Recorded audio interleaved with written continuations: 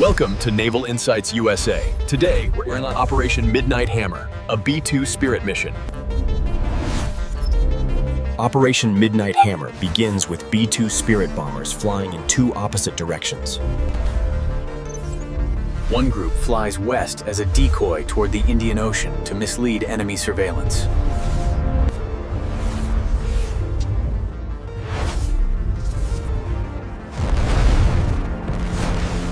Fordow is hidden inside a mountain, protected by 200 meters of tunnel and solid rock. The slope starts gentle, but turns steep 160 meters from the ridge, shielding the site. Just before the B-2s arrive, a U.S. submarine launches cruise missiles at Isfahan. Centrifuges were moved from Natanz days before the strike, a major intelligence play. The B-2's stealth technology defeats radar. We'll explain it later in the video. On June 21, 2025, Operation Midnight Hammer launches from Whiteman Air Force Base. B-2 bombers lift off from Missouri under complete secrecy and tight security. Moments after takeoff, the strike package splits into two separate groups.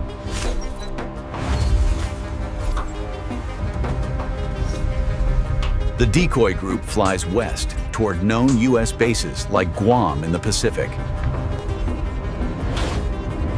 7 B-2s in the main group carry the GBU-57 Massive Ordnance Penetrator. This split confuses global flight trackers, news outlets, and Iranian intelligence. The deception allows the real strike force to approach Iran completely undetected.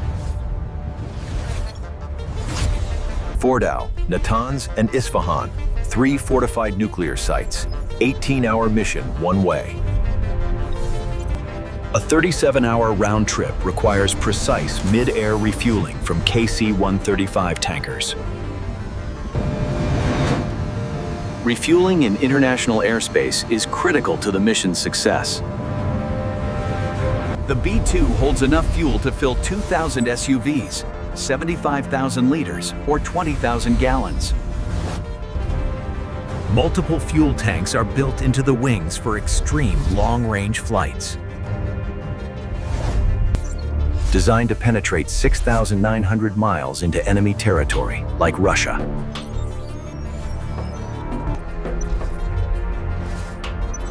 With refueling, it can fly double that distance, deep behind enemy lines. A rotary refueling system extends from the top, enabling long missions. With tankers, the B-2 can stay airborne for 44 hours, nearly 2 full days. The bombers enter the Middle East via Syria and Iraq. Diplomatic status unclear. As B-2s near Iranian airspace, the mission enters its most dangerous phase. Jammers and decoy aircraft fly ahead to blind Iranian radar and missiles. Electronic pulses jam and confuse Iran's air defense systems. U.S. fighter and surveillance planes sweep for air and ground threats.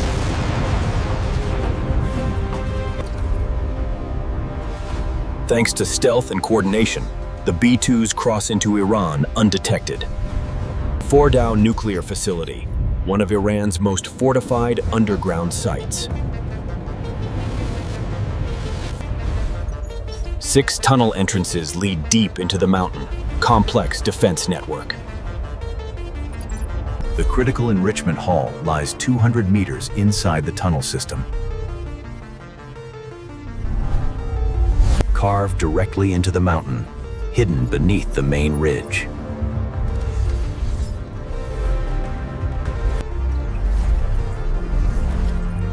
From entrance to chamber, 200 meters of solid rock protection. The terrain starts with a gentle slope near the tunnel entrances. But 160 meters in, it becomes steep, natural shield from above. At same elevation, it's shielded by 40 meters of rock at narrow angles. A high-altitude B-2 drop at 40 degrees faces up to 45 meters of rock.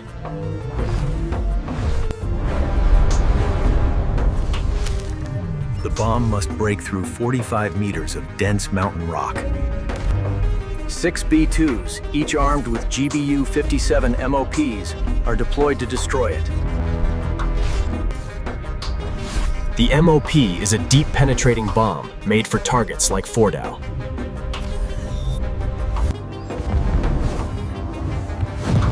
Bombs hit the ridge above and collapse the underground halls. At least 6 tunnel entrances are struck to seal the facility. Satellite imagery confirms 3 of 4 main entrances heavily damaged. Large craters show direct hits and likely internal destruction. An hour earlier, a U.S. submarine fired over 30 missiles at Isfahan. Sea and air attacks together create chaos and stretch defenses thin.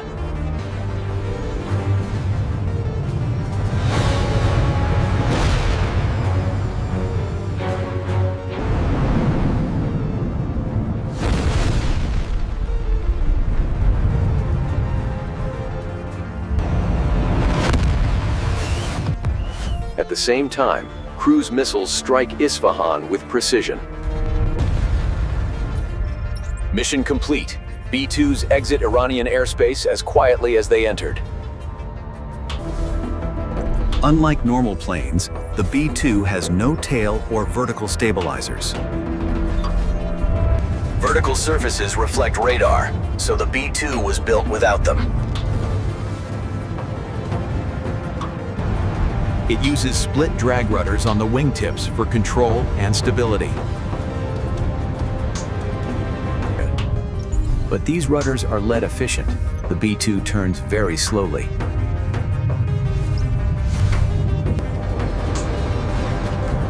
Each split rudder has 2 panels that open in opposite directions. Left rudder opens. Drag pulls the nose left, yawing the aircraft. Same on the right. Open the right rudder to yaw right.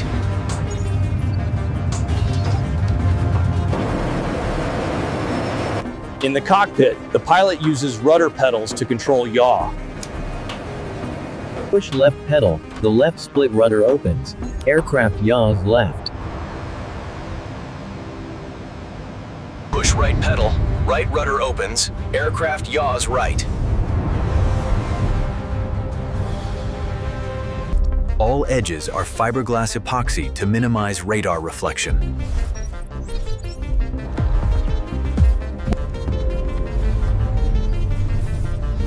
The main wing is made of strong, lightweight graphite epoxy.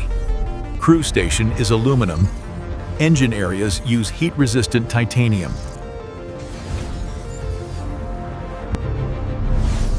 Fiberglass polyimide engines, stealthy and heat-tolerant.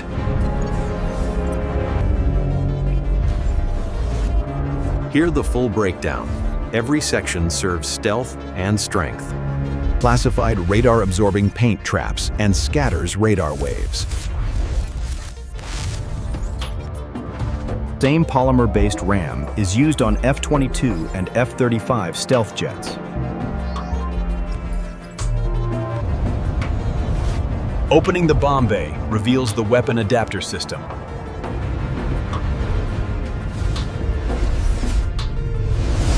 It can carry 80 Mark 82 bombs, 500 pounds each.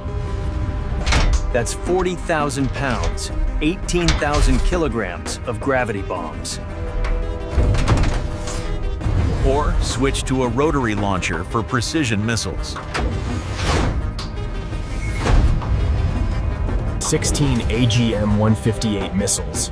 Each costs about $1.5 million. Drop them, They unfold wings and fly to the target. They travel up to 230 miles, keeping the B-2 safe.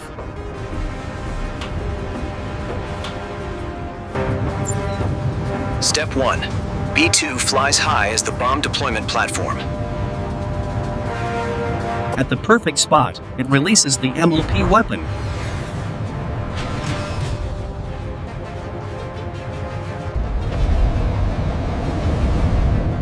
Drop height is critical for accuracy and penetration. Step 2. GPS and inertial guidance lock onto the target.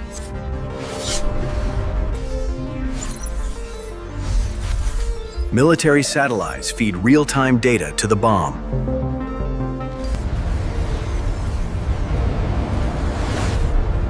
Four lattice fins at the rear steer the bomb.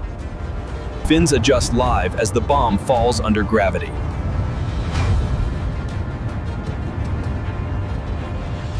No engines, just fins and high drop for control.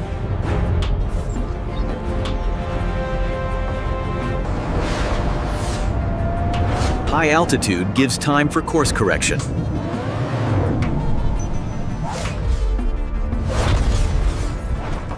Step 4. Impact. The bomb hits and penetrates deep. The MOP weighs 30,000 pounds, 14,000 kilograms.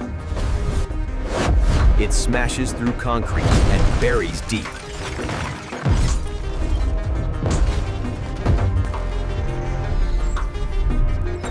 It can penetrate over 200 feet of reinforced concrete.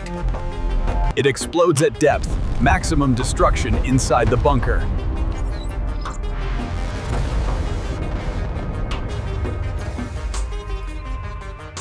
Mission accomplished. Subscribe for more breakdowns.